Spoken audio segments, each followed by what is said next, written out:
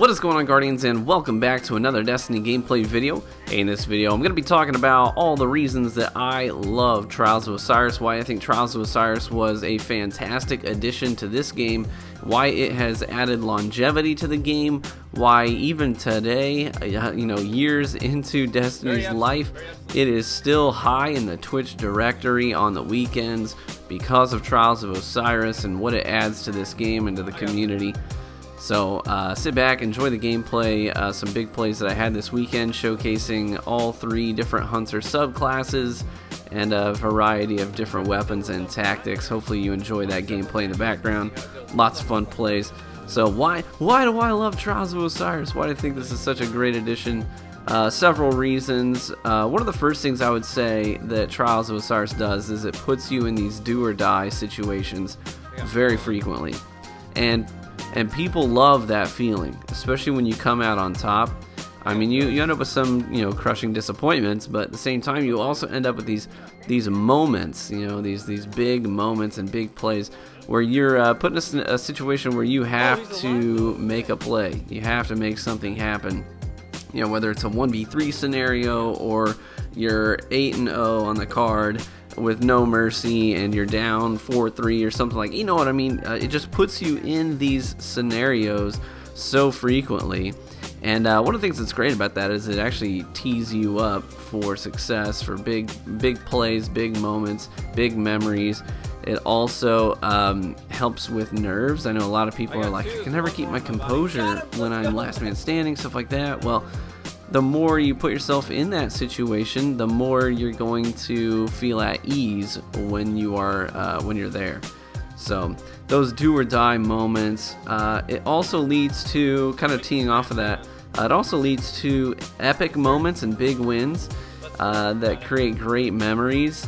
Actually, I think in this gameplay here is one of my favorite memories from the stream last night. I was in a 1v1 scenario. This body that I just got down, a guy is going to make a play for that revive, and we're down 2-0. I didn't want to go into heavy round 3-0, so I kind of went with a gutsy play here. So guy goes for the revive here in this little cubby, this little alcove. I didn't have an angle on it. I couldn't snipe it down. So here's what I do. I jump over the reviver's head, no scope melee the revive, and then turn around with 0 health and challenge the last guy for the win. Just an epic moment, it felt really, really good. But Trials leads you to these moments, moments where you're going against a double jug shotty team, two guys with jug shotties on the other team, and being able to shut down 2 rushing shotgunners back to back and then make a play with no health on the last guy with a well-placed grenade to win the round. Just these memorable moments that you get where you feel really accomplished, especially if you're going up against sort of meta things. And you have these big wins where they're very memorable because, for example, you go up against maybe glitchers or people using scummy tactics, and whenever you come out on top, especially if it's like a 5-4 win, man, it feels so good, and it adds longevity because it's so enjoyable that it makes you want to keep going. You know what I mean? So we had a game last night where, for example, this is actually gameplay from that game. It's 4-4 for the win here. But what happened is there's a self-res glitch in the game right now where if someone pops a self-res after it says that the game is over, but there's that 4-second window where if someone pops a self-res, then it gives that team the win for the round, right?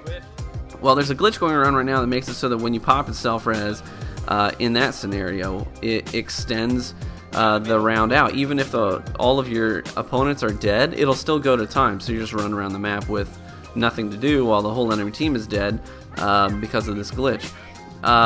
Now, in my opinion, the honorable thing to do would be to just, you can't change that. Go to the cap point, capture it, and let the round be done. But some teams, like the team we were playing against last night, what they do is they don't even capture the point. They get all the revives as quick as they can, and then they sit with scories for, this team had 1.5 minutes, and it was a minute before the capture point popped up, and they didn't cap the point.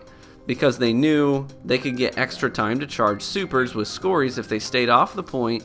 And you're basically leveraging a glitch to get everybody on your team supers. And so, yeah, it was really, I mean, I wouldn't say it was salty. I mean, I don't rage, but I'm like, yeah, they're obviously abusing this glitch to get additional super energy at this point. Initially, there's nothing you can do about it. Sure, you self-res to get the round win, but at that point, go cap the point. Don't leverage a glitch for super energy. So we went into the next round with their whole team having supers. We ended up making a really great comeback. We won at 5-4. Just made for a really memorable experience, big wins. That's why I love Trials.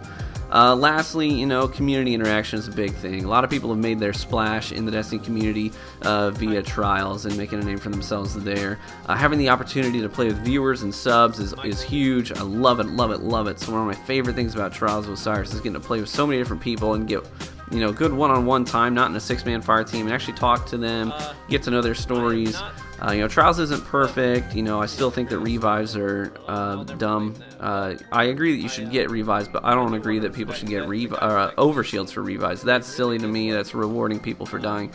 And I don't like scories. I don't think scories should be in PvP. But other than that, Trials isn't perfect, but I love it, and those are all the reasons I do love it. Hopefully you enjoyed the gameplay, guys, and a little bit of the commentary. Let me know what you think in the comments section. Thanks for stopping by, and I'll catch you in the Crucible.